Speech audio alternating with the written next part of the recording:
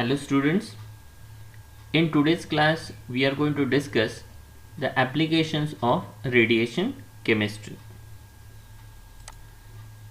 So the first applications of radiation is in industries. The first one is the thickness measurement and control. So it is one of the non-destructive method of measurement of thickness of coating on a moving layer of textile, paper or rubber sheet. Here strontium 90 isotope is used as a beta source and GM counter is used as a detector. So the thickness of a material is inversely proportional to strength of the signal detected by GM counter. This method is used in automated units which measures and controls the thickness of a material for lining of the wall of the furnace, corrosion growth. Especially in case of corrosion growth, a backscattering method will be adopted. The second application is to find out friction and wear out during the industrial process. To find friction between two objects, one of the rubbing surface is neutron activated, so it become radioactive, and after a certain period of time without lubricant the other surface is also radiographed.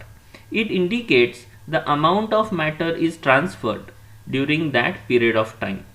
The same experiment is also repeated with lubricant to understand the efficiency of lubrications. The third application is in gamma radiography. This is used in extreme industrial cases to find out casting and finding out wear out of furnace lining. Here the X-rays and gamma rays will be used. The use of gamma ray has its own advantage over X-rays as cooling system is not necessary. Now we are going to discuss the applications of food radiations. The first application is to sterilize surgical instrument like sutures, gloves, drugs by high dose of gamma radiations. Second application, to increase a shelf life of foodstuffs. So the foodstuffs like vegetable, fruit, milk, etc. gets decay due to microorganism attack, which decreases its shelf life. So exposure of appropriate dose of gamma radiation at room temperature kills the harmful microorganism and increases shelf life of food without affecting its taste, color and appearance. This method is used to export food and spices. Third application is to sterilize water. To sterilize the water, a gamma rays are used with a radiation 2 kg, while the gamma dose of 50 to 200 kg are used for potatoes, and a gamma ray source will be used here is cobalt 60. And a fourth application is a microwave radiation, which is commonly used in oven to prepare food. Next application is radiation synthesis. Radiation synthesis means using radiation a chemical synthesis takes place. Before discussion of a different synthesis, let us see the advantage of these methods. The first advantage, it is a technically feasible and economical.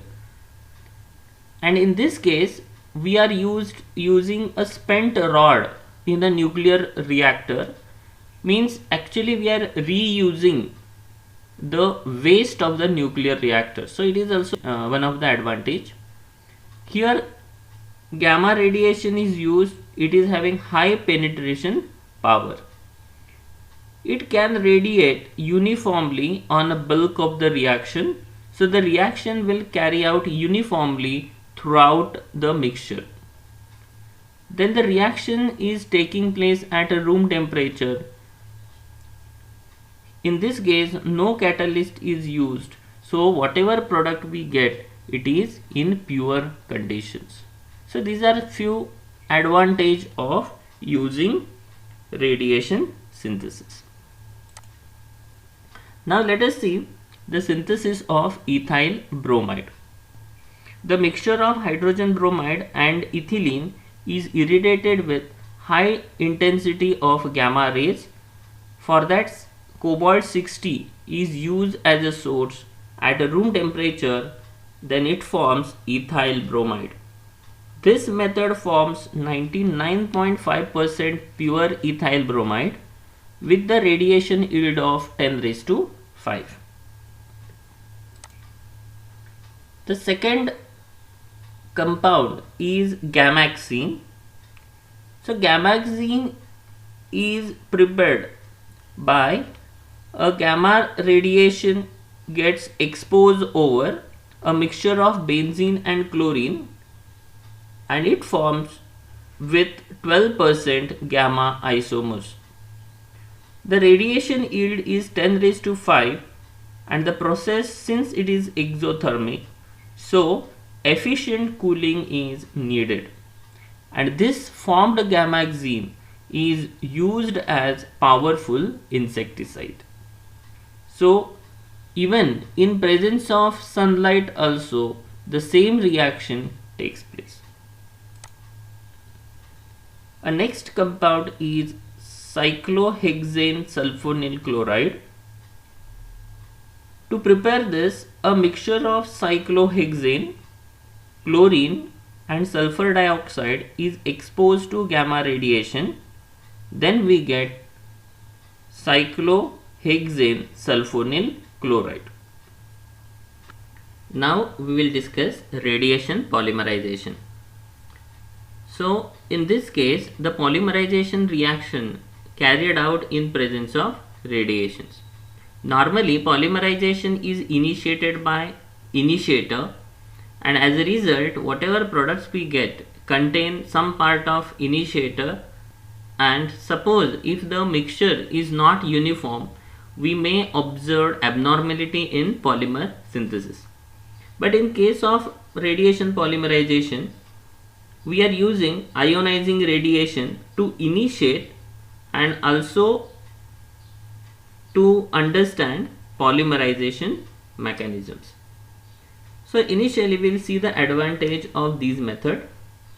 As there is absence of foreign matters like initiator, catalyst, so whatever polymer we get, it is in a pure state.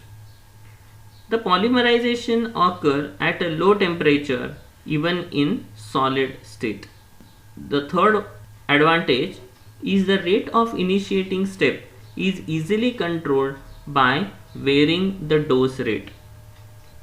The fourth one, initiating radicals are produced uniformly by gamma radiations. Now let us discuss the synthesis of polyaniline, commonly called PANI, that is PANI.